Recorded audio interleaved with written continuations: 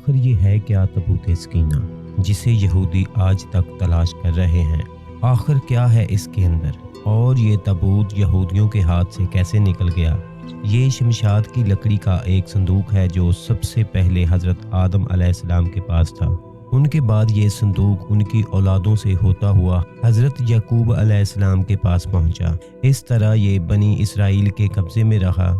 जब भी इसराइली कोई भी जंग करते और इस ताबूत की वजह से वो जंग जीत जाते, जिसको अपने आगे रखकर दुआ मांगते थे और उनकी दुआ भी कबूल होती थी।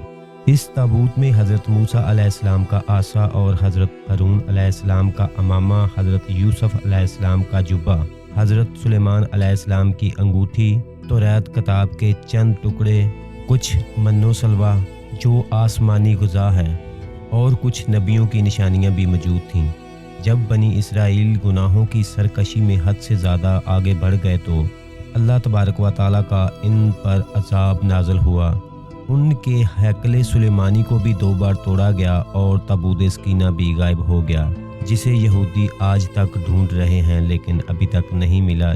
इस ताबूत का जिक्र सलाहुद्दीन अय्यूबी के वाक़यात में भी किया गया है। हमारे चैनल अदब ज़ोन्स को ज़रूर सब्सक्राइब करें। शुक्रिया।